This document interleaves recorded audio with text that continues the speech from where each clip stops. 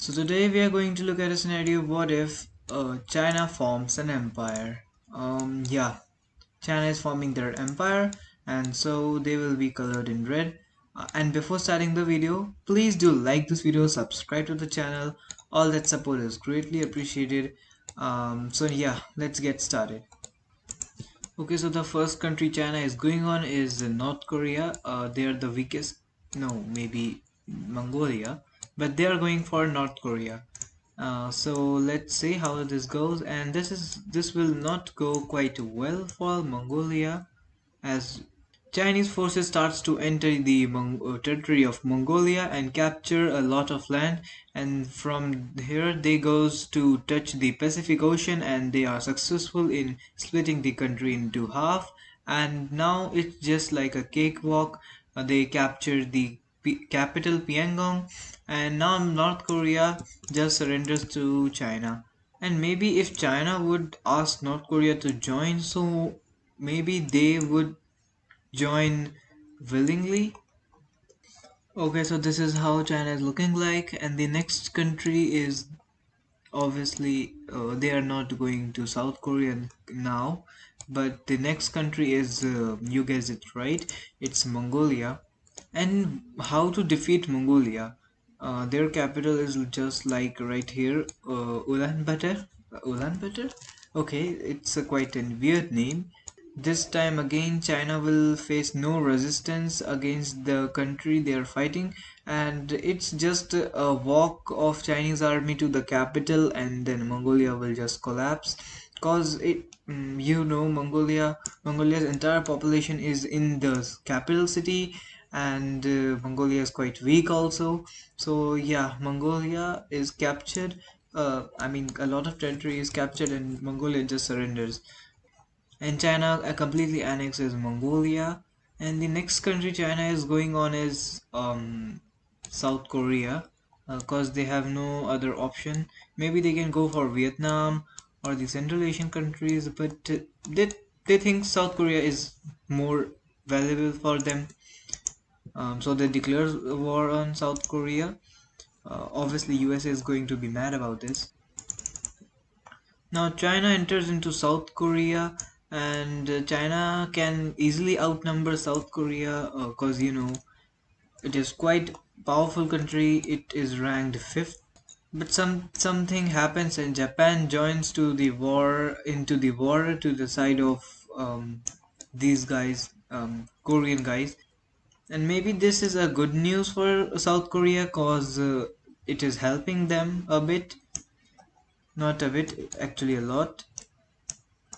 But still, Chinese forces will make through it to surround South Korea. China finally makes a landing after a lot of naval battles, and they quickly starts to capture a lot of area, cause South Korea wasn't prepared for this, and they haven't made army protect this area. So China has captured a lot of area and even the capital, Seoul, and now it's just end for South Korea. South Korea's front starts to collapse, and with this, Japanese army also starts to retreat to their country, and South Korea now just surrenders. Maybe not, because Japan is helping, and still after that, South Korea starts. And still, after this, South Korea fights like they did in the Korean War, when just this much area was left, but still South Korea uh, did not surrender. I mean, the country did not collapse. And but this time, it's looking that South Korea has to surrender, and they do. Now, Japan officially they want to exit the war, and they actually exit, but China do not declare any serious fire, and so China enters into Japan and captures these island. They first capture the Nagasaki and then move on to the main island, where they start to capture a lot of major cities, including Hiroshima and Kyoto. I don't know where is Kyoto. Maybe it is on this island. No, Hiroshima is here, and this front also collapsed.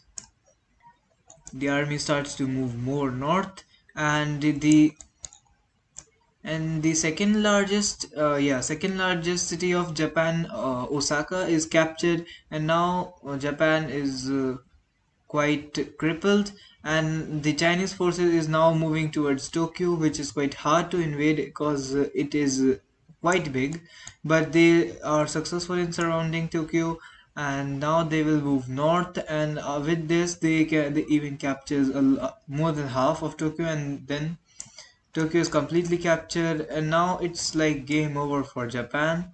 Chinese forces move a bit more until Japan surrenders. So now let's look at the peace treaty, and now the Chinese empire is looking quite great. Now China just declares war on Indonesia. I'm sorry, Vietnam. And China just sweeps through the country. I mean, Vietnam gives up a good fight, but they are not able to stop the Chinese forces. Vietnam loses their capital, Hanoi, and yeah, China just conquered the entire country. So now let's look at the peace treaty. So China grabbed some of these territories, and they just declare war on Philippines. Yeah, that's not too great, cause China just makes landing and on Philippines, and they just sweep through the country. I mean, it's quite hard to invade, and Philippines even pushes the Chinese forces a bit back. But obviously, it's China, the third most powerful country, and they captures a lot of territory, capturing Miami. Miami, no, it's I just forgot the name of capital. Miami is the capital of Florida in USA. So they just sweep through the country, and the Philippines is just collapsed. I think it's the time to look at the peace treaty. Complete annexation once again. Okay guys, so that's it for today's video. I hope you liked this video, and if you please do like this video, subscribe to the channel. All that support is greatly appreciated. I will meet you in the next video. Bye bye.